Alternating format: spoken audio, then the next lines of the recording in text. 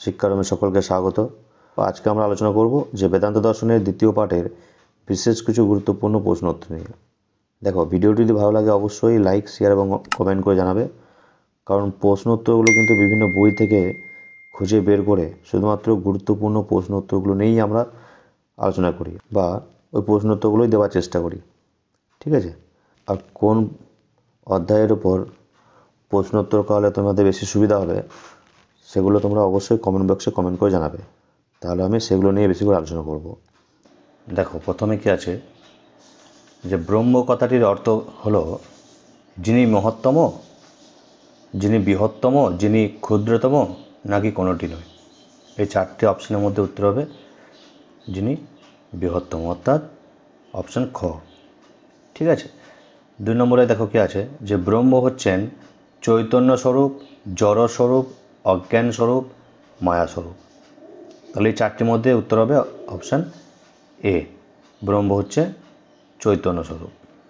3 নম্বরে কি আছে দেখো যে অদ্বৈত মতে ব্রহ্মই হচ্ছে ক অবভাস সৎ, খ পরমার্থ সৎ, গ অলিক, নাকি মিথ্যা। এর উত্তর হবে পরমার্থ সৎ, অর্থাৎ অপশান খ। 4 অদ্বৈত বেদান্ত মতে প্রমাণ কয় প্রকার? 5, 6, 4, নাকি 3। এখানে উত্তর হবে অপশান খ, অর্থাৎ 6 প্রকার প্রমাণ। 5 নম্বরে হচ্ছে দেখো যে বেদের অংশ কয়টি? 2টি, 4টি, 6টি, নাকি 8টি। বেদের অংশ হচ্ছে 4টি। 6 বেদের অংশগুলিকে কয়টি কাণ্ডে বিভক্ত করা হয়েছে? 2টি, 3টি, 4টি, না 6টি। এর উত্তর হবে 2টি অংশ। ঠিক আছে, 2টি কাণ্ডে বিভক্ত করা হয়েছে। 7 দেখো বেদের কর্মকাণ্ডে কোন কোন অংশ আছে?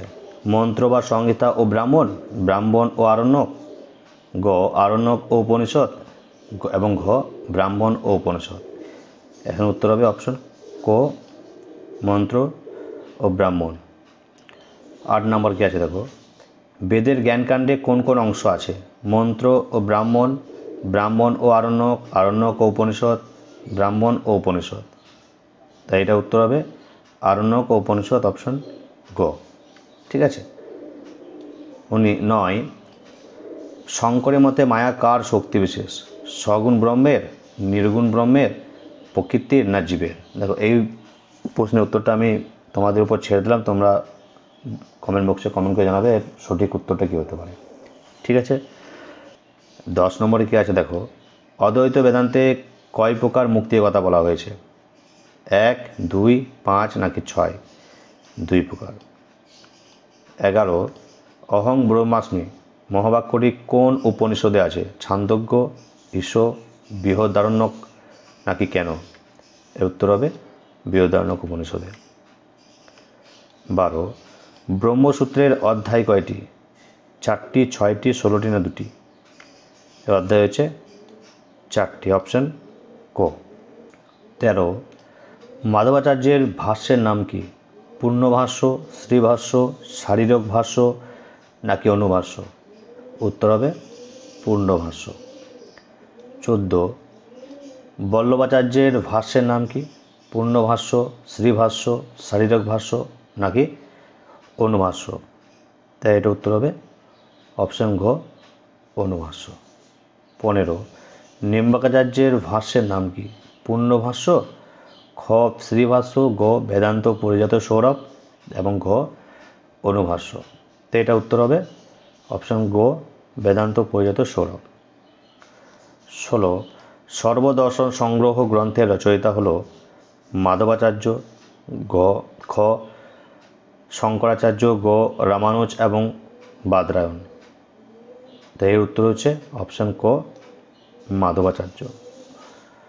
17 সচ্চিদানন্দ স্বরূপ হল কার লক্ষণ? ব্রহ্মের, ঈশ্বরের, জীবের, নাকি জগতের।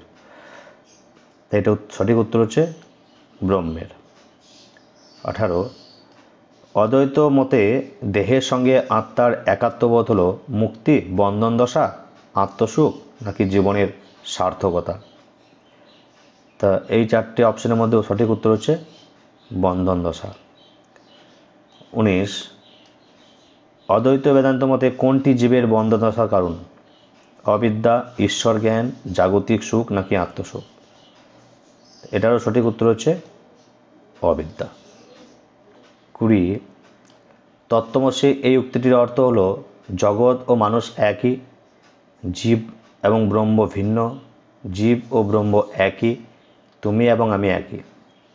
এই চারটি অপশনের মধ্যে সঠিক উত্তর হচ্ছে জীব ও ব্রহ্ম একই।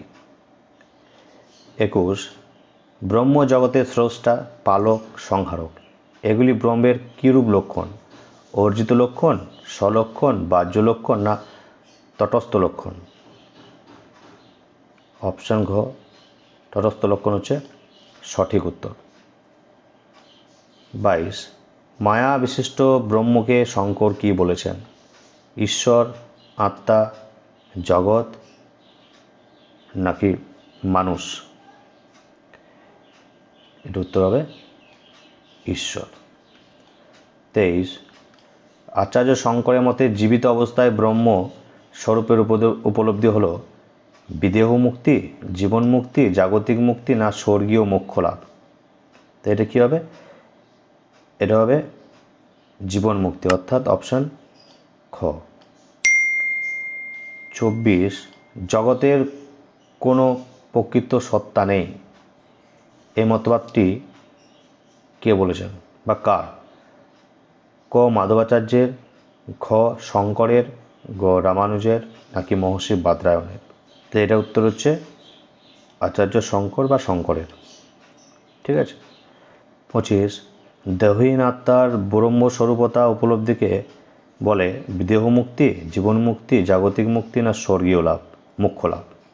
তো এটা সঠিক উত্তর হচ্ছে বিদেহ মুক্তি, অর্থাৎ অপশান ক। 26 ব্রহ্ম শব্দটি উৎপত্তি হয়েছে যে ধাতু থেকে, সেটি হলো বিংহ, বৃহৎ, বিহং না ব্রাহ্ম? এর সঠিক উত্তর হচ্ছে বিংহ, অর্থাৎ অপশান ক। 27 সত্তাত্রয়ী বিদ্যবাদে যে তিনটি সত্তার কথা বলা হয়েছে তার মধ্যে একটি হলো নির্গুণ সত্তা, প্রাতিভাসিক সত্তা, অলীক সত্তা না সৎ সত্তা? এখানে সঠিক উত্তরটি হচ্ছে প্রাতিভাসিক সত্তা, কারণ আমরা জানি সত্তা তিনটি: ব্যবহারিক, প্রাতিভাসিক এবং পারমার্থিক। ঠিক আছে। 28 তত্ত্বমসি বাক্যে তৎ শব্দের অর্থ হলো চৈতন্যস্বরূপ ব্রহ্ম, জীব ও ব্রহ্ম ভিন্ন, জীবই ব্রহ্ম নাকি নিষ্ক্রিয় ব্রহ্ম? তাহলে এটাও সঠিক উত্তর হচ্ছে অপশান ক চৈতন্যস্বরূপ ব্রহ্ম। 29 তত্ত্বমসি বাক্যে তম শব্দের অর্থ হলো ঈশ্বর, পরমাত্মা, জীবাত্মা, জীব ও ব্রহ্ম অভিন্ন। এই চারটি অপশনের মধ্যে উত্তর হচ্ছে জীবাত্মা। 30 আচার্য শঙ্কর ব্রহ্মের কিরূপ ভেদ স্বীকার করেন?